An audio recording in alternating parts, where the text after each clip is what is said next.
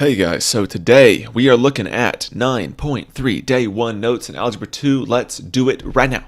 I have no idea how long this video is going to last, but I can promise you it's not going to be short. This is, oh boy, if you guys were crossing your fingers that you'd never see any of this hateful factoring again, any of this terrible quadratics again in your life, well, guess again. You're seeing it right now, and there's a reason why math is all about building on itself. You cannot just skip stuff and think, "Oh, I'm just gonna be fine." For the most part, definitely not in basic simplifying, which is what we're gonna be doing today. 9.3. We're gonna skip 9.2 for now because 9.2 is about graphing, and I don't like to graph things if you don't even know what they are yet. And so we're going to be looking at rational expressions and then looking at what a rational is a little bit and what you can get used to seeing before you start factoring them, or not factoring them, graphing them. So this is the list of what we're going to do. Simplifying rationals by factoring out greatest common factors and canceling and factoring quadratics and yada yada yada yada yada. You can read, hopefully. Now, rational expressions. A rational expression, because we're going to look into this chapter is all about rational functions. A rational expression is just a fraction where the numerator and denominator are polynomials, which means, they are terms that have real number coefficients and variables with positive whole number exponents, I guess, if you want to get serious about it. But you can basically think of them as polynomials or fractions with variables in the top and bottom. So like this, 6x cubed y squared over 9xy to the fifth. All right. The way you simplify these problems is from, we learned this in 6.1, I do believe, where you want to apply properties of exponents.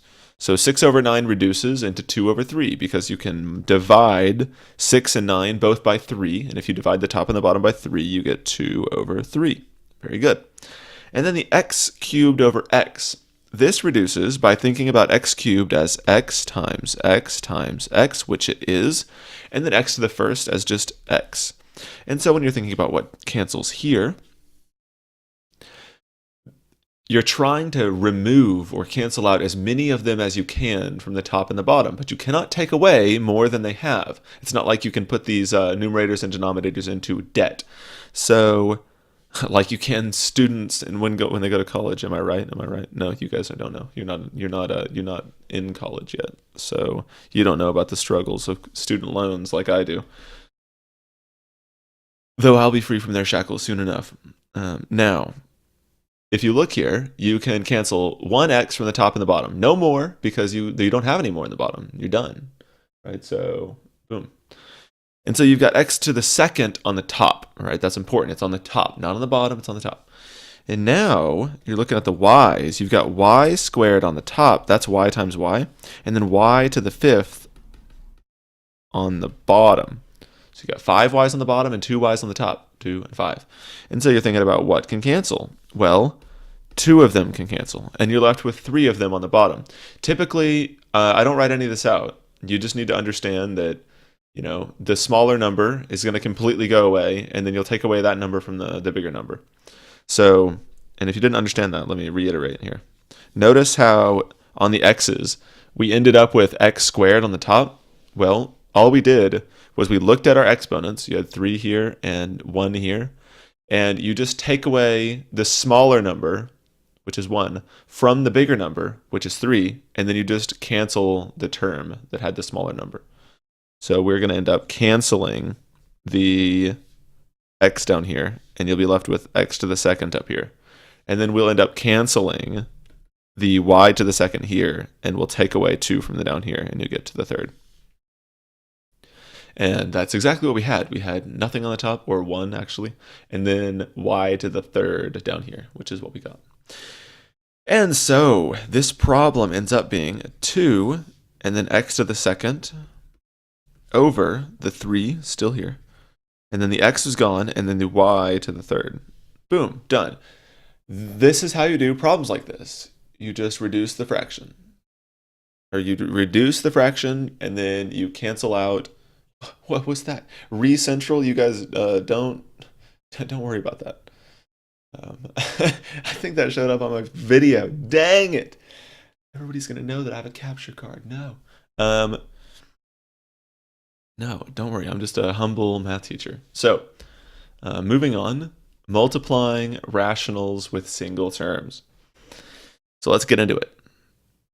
When you're multiplying rationals, there's several ways to think about the problem.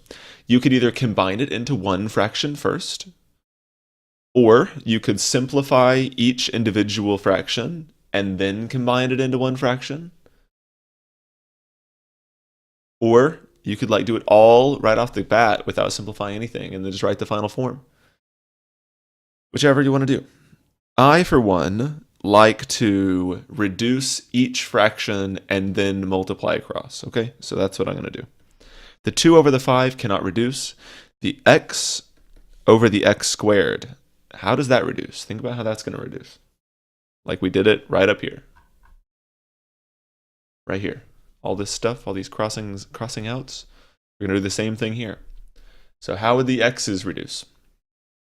Well, you should say to yourself, or think to yourself in your head, there's 1 of them here and 2 of them here, so 1 will cancel with 1 of them here, and you'll be left with x to the first power. And then the y down here, there's just 1 of, and so you'll take away 1 here, and it'll be at y squared. Then over here, the 2 x's, or the x squareds, 2 of them comes out of this, and you get x to the third, and that's that. And now I'm going to multiply straight across and create one fraction. 2 times y squared times x to the third times y, and then 5 x times 2. I didn't multiply those, but I'll do that next step. Actually, I don't even need to do that next step. We've got some elite level tactics going on here. The next thing you want to do is you want to keep reducing. So notice how we've got y squared here. On the same side, the top, we've got y squared and y. Well, you add exponents in that case, so that's going to be y to the third. Hey now. Y to the third.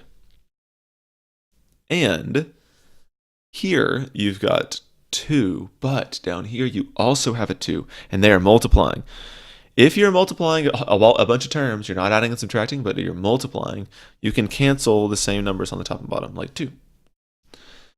And so that was a happy little mistake, as Bob Ross would put it.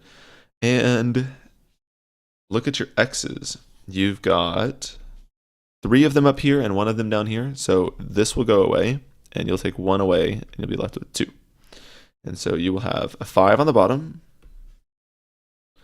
and an x squared on the top. And I believe that is the end of it, the example. Not the end of the lesson, but give me just 1 second. I don't want to screw this up. I want to make sure that we got this spot on and that I'm not being stupid.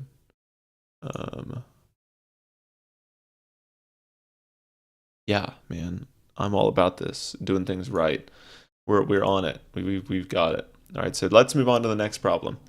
I'm going to try to speed things up too, because this lesson is not short. Like I said earlier, it's I mean, you already know how long it is because you can see the duration of the video on YouTube, but man, I got to get going. I'm on the second example and there is like so much left to do.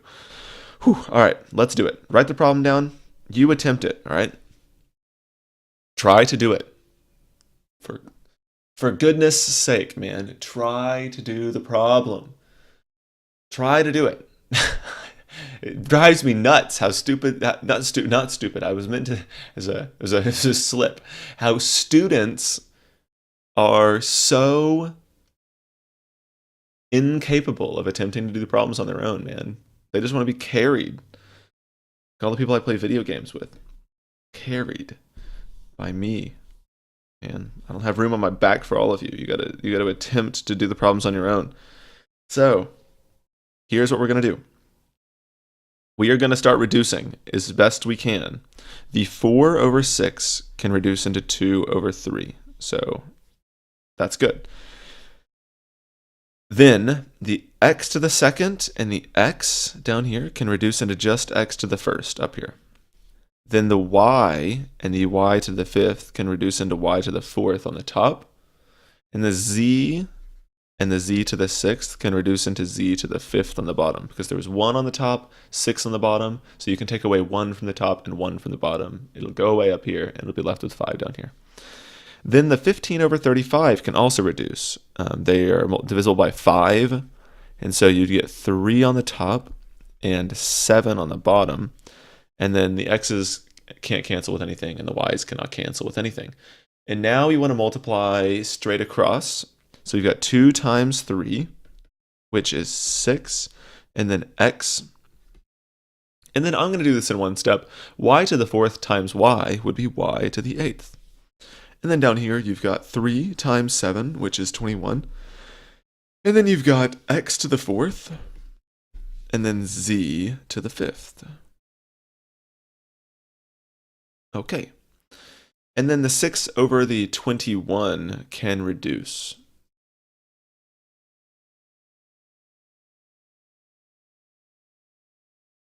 Making sure I'm not doing anything stupid, like my notes would seem to suggest. Well, we'll see. So now you reduce again. There's 1x up here and 4 of them down here, so you'll be left with 3 down here. There are, wait, no, y's and z's don't reduce, so don't do anything stupid like I was about to do. And then 6 over 21, divide by 3. Divide by 3 on the top, and you get 2, and divide by 3 on the bottom, and you get 7. And so you're left with 2y to the 8th on top, and 7x to the 3rd, z to the 5th on the bottom. Boom. Moving on. Simplifying when you see a common factor. Here we're getting into the nitty-gritty of what's going on here. Oh man, we have so much to do. All right. You guys should be happy we're doing this in video format, because I'm burning through this a lot faster than I would if this was on the whiteboard. Now, the stuff over here is like extra notes that I'll be reading to you. You don't necessarily have to write it, though you might want to like maybe shorten it and point arrows to stuff, that kind of thing. Simplifying when you see a common factor. If you notice here, what I mean by common factor is when you've got multiple terms in the numerator or the denominator, because notice there's a minus sign, so you've got 4x squared and then minus 6x. You want to look to factor out something from this set of terms. And to do that, you need to figure out what is the biggest number among 4 and 6. Well, the answer is 2. And then ask yourself, what is the biggest number among, or that's like divisible, or that can divide out of? There we go. What's the largest number that can divide out of 4 and 6? Hey, that's a great way to say it. And then what's the largest exponent of x that you can afford to divide out of x squared and x? Well, that would just be x to the first power, because you can only divide x by x. You can't divide x by x squared and be left with things. So you divide by x, divide by x. So you want to factor an x out as well. And you will get, you know, when you divide out 2, you'll from 4, you'll be left with 2. And then when you divide an x away from x squared, you're left with x. And then there's still the minus sign. And then the 6 dividing the 2 out is 3. And the x dividing the x out goes away. And so that's your denominator reduced. And now you've got this going on. You've got 2x to the third over 2x times 2x minus 3. And that lets us cancel some things. So there's a 2 on the top and a 2 on the bottom. I want to point out, you cannot cancel this 2. You can only cancel things that are products. Notice, if you were to read this to me out loud, you would say 2 times x times the quantity 2x minus 3. Notice how there's a times in the middle of all this. 2 times x. If you are multiplying, you can cancel on top and bottom. If you are adding, you cannot cancel things, okay? Notice how adding and subtracting go together. So notice how we're subtracting here. You cannot cancel out of here. You must only cancel when you are multiplying. So the 2 here can cancel with the 2 here because they are both multiplying. 2 times x cubed with 2 times x. Timesing is important. And then for the same reason, we can cancel one of the x's up here with the x down here. And you are left with x to the second on the top, and then 2x minus 3 on the bottom. And that's it. You're done. Nothing else you can do. So let's try to do this problem, right? Try to remember, here's what I want you to do. If you want to actually learn this, which I strongly encourage you to do as your grade is heavily dependent on your actual understanding of the content, please pause the video and try to work this problem out by simplifying. If you get lost, look at what we did on the previous problem and think about why we did it and how you could apply that to this problem, because it's exactly the same. You have 2 terms on the top or the bottom. You're going to factor out the greatest common factor. You're going to cancel out the thing that you factor out. It's very similar. So try to work it on your own.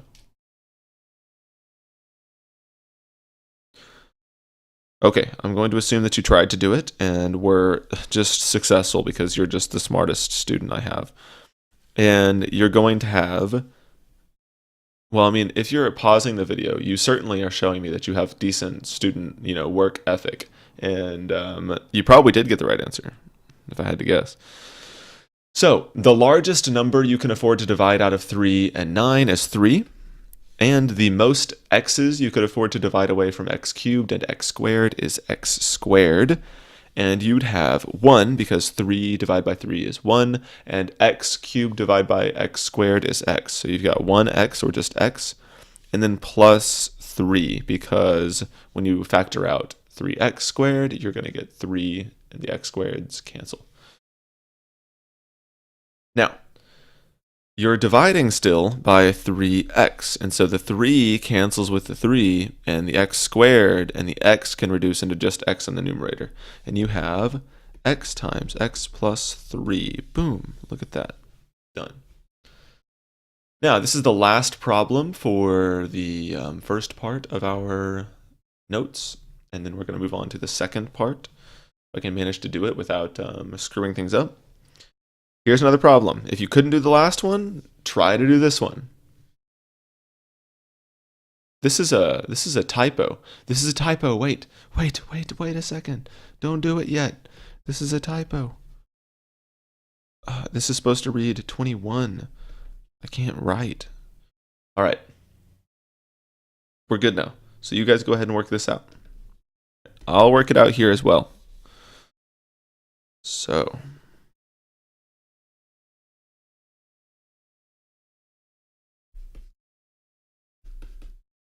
I'm being very quiet because I'm working this out.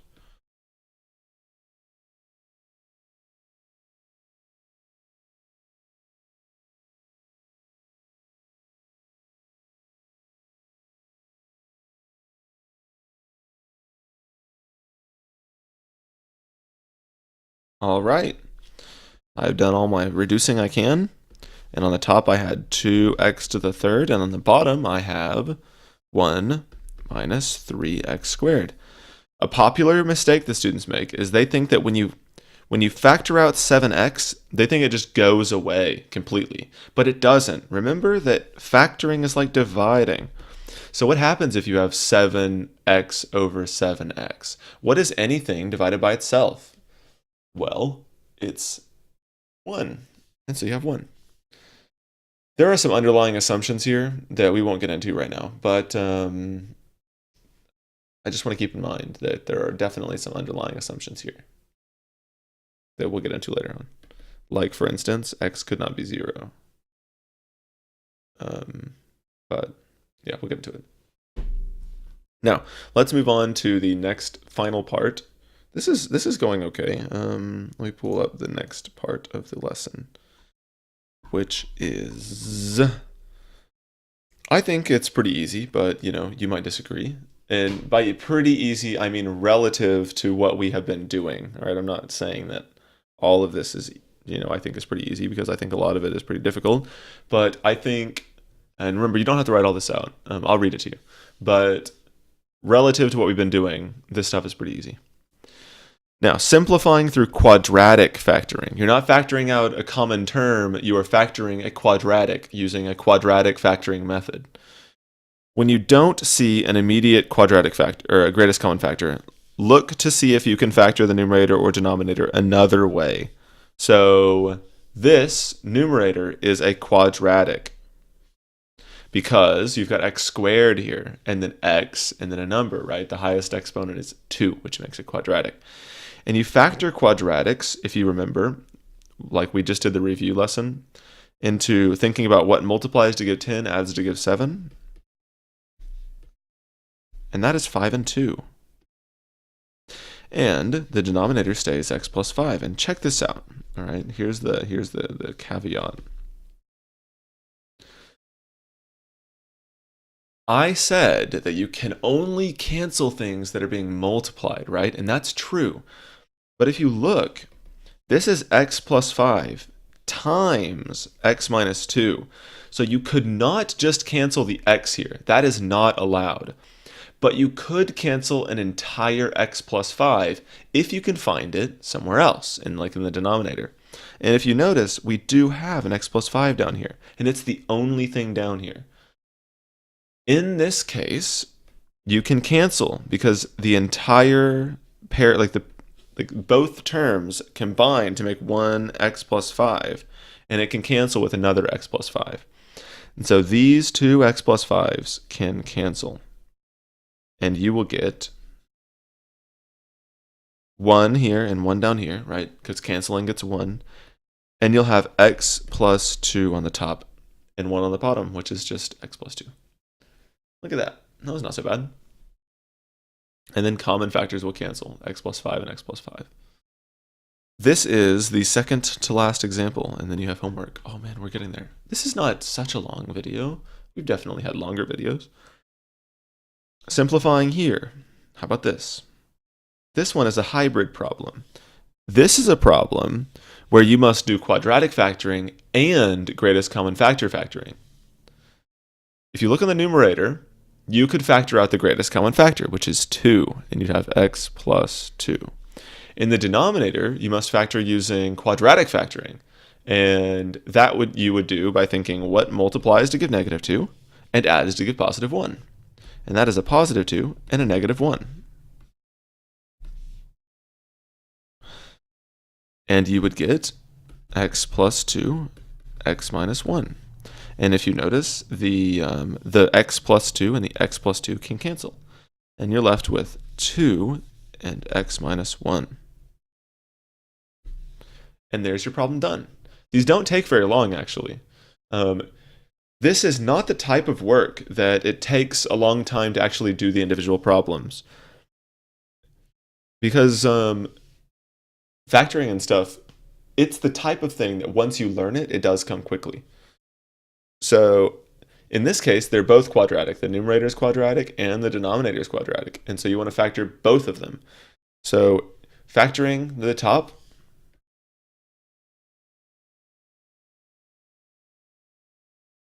you've got x minus 3 and x plus 2, because negative 3 plus 2 adds to be, negative 1, and it multiplies to give negative 6. And then here you've got x plus 3, x plus 2, and the x plus 2's can cancel, and you're left with x minus 3 over x plus 3, which is a pretty cool answer, I think.